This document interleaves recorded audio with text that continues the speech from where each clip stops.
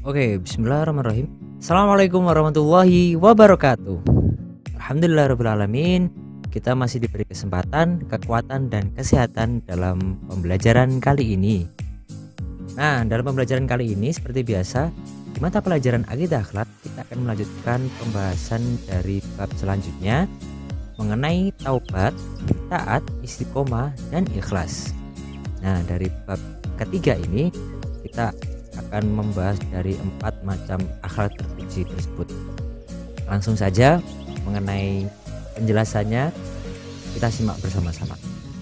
Yang pertama adalah taubat. Apa sih taubat itu? Taubat adalah kembali ke jalan yang benar dengan didasari keinginan yang kuat dalam hati untuk tidak kembali melakukan dosa-dosa yang pernah dilakukan sebelumnya.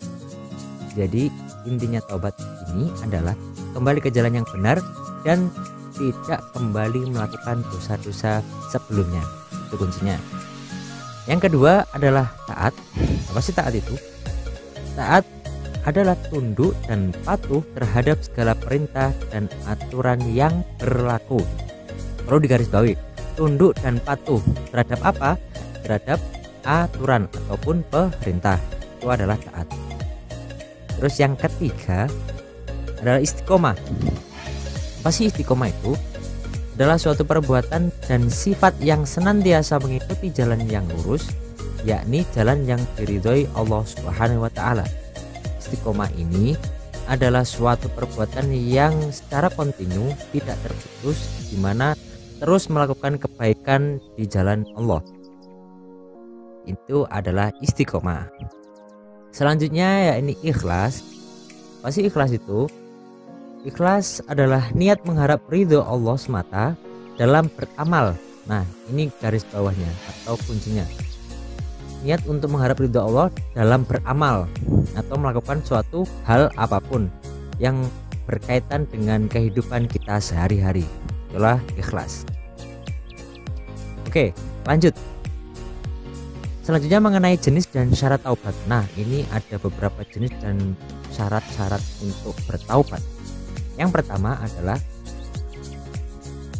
taubat yang berkaitan dengan dosa terhadap Allah. Yang pertama jelas caranya meninggalkan perilaku dosa tersebut. Misalnya kita bangun pagi telat untuk sholat subuh, terus melakukan batal puasa dan sebagainya. Nah, itu adalah suatu ibadah-ibadah yang mana dosanya adalah terhadap Allah. Jelas syaratnya atau tata caranya. Pertama adalah meninggalkan perilaku dosa tersebut.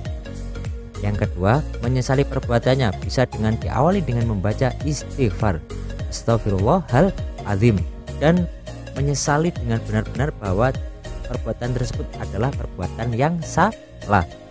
Yang ketiga adalah berniat tidak melakukan lagi selama-lamanya. Nah, itu tata cara atau syaratnya untuk bertaubat jika dosanya terhadap Allah. Yang kedua adalah terhadap sesama manusia. Caranya sama. Tentu yang pertama, kedua, ketiga sama yang dosa terhadap Allah tadi. Meninggalkan perilaku dosa tersebut, menyesali perbuatannya dengan membaca istighfar atau astagfirullah tadi, dan berniat tidak melakukannya lagi selama-lamanya. Namun yang keempat ini adalah tambahnya karena ini berkaitan dengan hakul adam atau haknya sesama manusia. Ya, ini membebaskan diri dari hak manusia yang dizolimi, jadi yang kita sakiti. Misal kita berhutang tapi tidak pernah dibayar kembali hutangnya sampai mati, sampai keluarga-keluarganya yang akhirnya menanggung. Nah, ini ada dua caranya. Jika harta, maka harus dikembalikan sama seperti hutang tadi. Kemudian jika non harta seperti menyakiti, menyinggung, menghibah, merasani dan sejenisnya, maka kita harus minta maaf secara langsung kepada orangnya. Jadi itu yang harus dilakukan. Kalau tadi terhadap Allah kita bisa langsung istighfar, sholat taubat, dan berjanji tidak mengulanginya. Namun ketika dosanya terhadap sesama manusia, itu harus meminta maaf secara langsung jika itu berkaitan dengan non harta seperti menggunjing, mengolok-olok dan sebagainya. Nah itu ada dua. Kalau harta pasti harus dikembalikan seperti hutang tadi. Itu ya.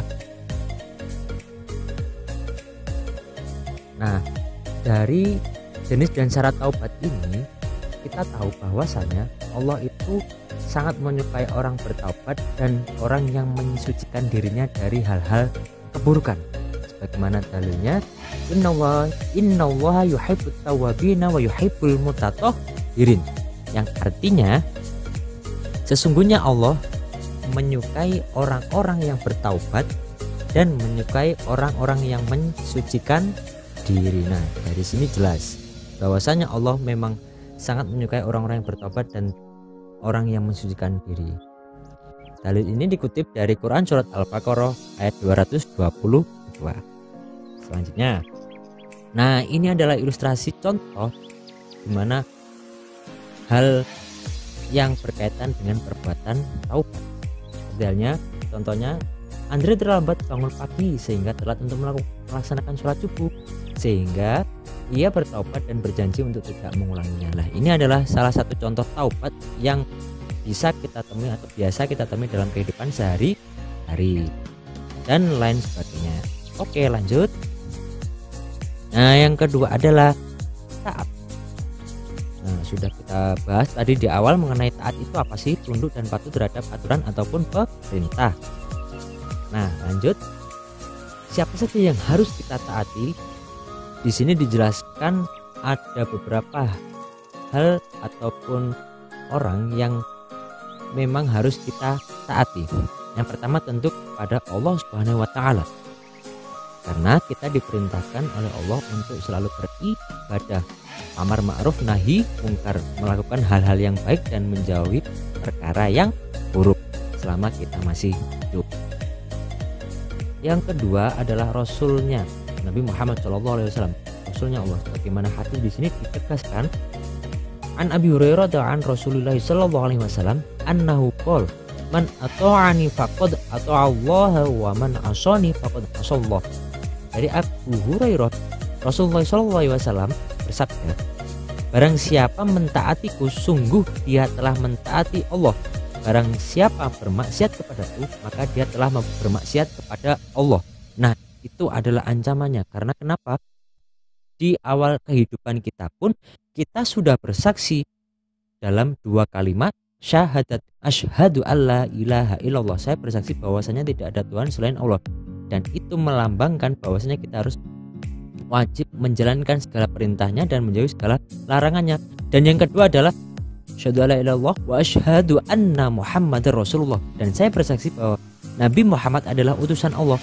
Maka jelas dari keduanya kita harus menjalankan segala perintahnya dan menjauhi segala yang dilarang oleh Allah dan juga Rasulnya, yakni Nabi Muhammad. Yang ketiga adalah ulil amri. Nah jadi siapa saja ini adalah, yang pertama adalah Allah, kedua adalah Rasul, yang ketiga adalah ulil amri atau pemerintah yang memerintah negara kita. Dalam tanda kutip kalau di Indonesia berarti adalah presiden. Kita harus taat yang ulil amri, taat kepada pemerintah. Apa yang dianjurkan oleh pemerintah, apa yang dilarang oleh pemerintah, kita harus mentaatinya selagi tidak menyeleweng, selagi tidak berseberangan dengan agama Islam, dengan aturan Islam. Itu saja ada tiga. Itu tadi Allah, Rasul, dan ulil amri. Dan berikutnya adalah mengenai ilustrasi contohnya. Nah ini adalah salah satu contoh perilaku taat ya, dan ini dicontohkan adalah Hardi selalu memakai masker ketika berpergian kemanapun. Karena sekarang lagi masa pandemi, masa COVID-19, maka kita dianjurkan oleh pemerintah untuk memakai masker manapun kita pergi. Nah ini adalah salah satu contoh taat terhadap ulil amri atau pemerintah. Oke, selanjutnya mengenai istiqomah. Setelah dijelaskan tadi di awal, istiqomah itu adalah perbuatan yang secara terus-menerus kontinu dalam hal kebaikan. Langsung saja, caranya agar tetap istiqomah itu kayak gimana sih? Nah ini ada satu, yang pertama adalah meluruskan niat kita. Kita tata dulu niat kita, karena innamal a'malu bin niat. Segala sesuatu itu berawal dari niat kita. Kita harus meyakinkan niat kita untuk hal-hal yang baik dalam hal istiqomah. Yang kedua adalah memahami makna syahadat. Kenapa memahami makna syahadat? Karena di syahadat tersebut terdapat makna bersaksi kepada Allah, tiada Tuhan selain Allah, dan Nabi Muhammad utusan Allah. Oleh karena itu kita harus, seperti yang saya jelaskan tadi di awal, melakukan hal yang diperintah dan menjauhi segala hal yang dilarang. Nah itu, agar kita selalu keep on track dalam kebaikan, selalu dalam jalur jalan kebaikan. Yang ketiga adalah memperbanyak membaca Al-Quran. Yang keempat, meningkatkan kualitas ibadah. Ini hampir sama. Dengan membaca Quran kita pasti lebih sering untuk zikrullah atau mengingat Allah. Begitupun dengan ibadah, kita akan selalu ingat Allah, dan insya Allah kita akan dihindarkan dari keburukan, kemaksiatan apalagi. Nah, selanjutnya adalah bergaul dengan orang-orang soleh. Nah, selalu bergaul, bersosial dengan orang-orang yang baik, orang-orang yang soleh, yang mana itu nanti akan membawa kita ke dalam hal-hal kebaikan juga. Seperti halnya analogi yang sering kita dengar, apabila kita berkumpul dengan orang-orang yang berwangian atau orang-orang yang menjual parfum, maka diri kita atau badan kita akan harum juga. Sama halnya dengan ini, ketika kita bergaul dengan orang-orang soleh, maka insya Allah kita juga akan ikut melakukan hal-hal yang baik seperti yang dilakukan orang-orang yang bersama kita. Selanjutnya adalah berdoa dan berzikir kepada Allah. Nah ini korelasinya ya, jadi saling terhubung. Niat terus memanai dengan betul syahadat, memperbanyak membaca Al-Quran, ibadah, bergaul dengan orang soleh, dan berzikir dan berdoa kepada Allah Subhanahu wa Ta'ala. Nah itu adalah cara agar kita bisa tetap istiqomah dalam kebaikan. Ingat, istiqomahnya adalah dalam kebaikan, bukan dalam keburukan. Misalnya kita istiqomah untuk main game, istiqomah untuk bangun telat agar kita sholat subuhnya telat dan sebagainya. Nah itu adalah hal yang tidak diperbolehkan. Istiqomahnya harus dalam kebaikan. Seperti halnya ilustrasi berikut ini. Nah, Andi bercita-cita sebagai seorang dokter. Oleh karena itu ia selalu beristiqomah untuk memanfaatkan waktunya untuk belajar. Nah ini adalah salah satu contoh istiqomah yang baik. Andi selalu memanfaatkan waktunya untuk belajar karena dia ingin apa? Menjadi seorang dokter. Oke, selanjutnya adalah ikhlas. Nah seperti yang sudah dijelaskan tadi, ikhlas adalah niat mengharap ridho Allah dalam melakukan hal-hal sesuatu. Tidak ada yang lain selain mengharap ridho Allah. Misal kita melakukan pertolongan atau memberikan sedekah agar dilihatnya kita adalah orang yang dermawan, orang yang baik dan sebagainya, itu adalah bukan ikhlas, namanya itu adalah pamer. Nah kalau ikhlas ini wis kita benar-benar niat dalam hati, wis ketika ibadah ya ibadah karena lillahi ta'ala, karena Allah Ta'ala. Oke, contohnya ini adalah karena sekarang pembelajaran di rumah, Hamid dengan ikhlas selalu membantu adiknya belajar. Nah ini adalah salah satu ikhlas, membantu adiknya dalam belajar di rumah, karena sekarang kan kita sering belajarnya di rumah. Jadi Hamid ini ilustrasinya sebagai kakak, selalu membantu adiknya dalam belajar di rumah. Nah ini, ingat ini harus dengan ikhlas. Ini kalau tidak ikhlas maka hati kita akan merasa terbebani dengan hal-hal yang kita kerjakan. Nah itu adalah salah satu contohnya. Dan oke, selesai. Oke, itu saja penjelasan dari saya. Mohon maaf apabila ada kurang lebihnya dan tutur kata yang kurang berkenan. Kita tutup dengan doa kafaratul majelis. Bismillahirrahmanirrahim. Subhanakallahumma bihamdika asyhadu an la ilaha illa anta astaghfiruka wa atubu ilaik. Semoga bermanfaat dan mohon maaf. Akhirul qouli, assalamualaikum warahmatullahi wabarakatuh.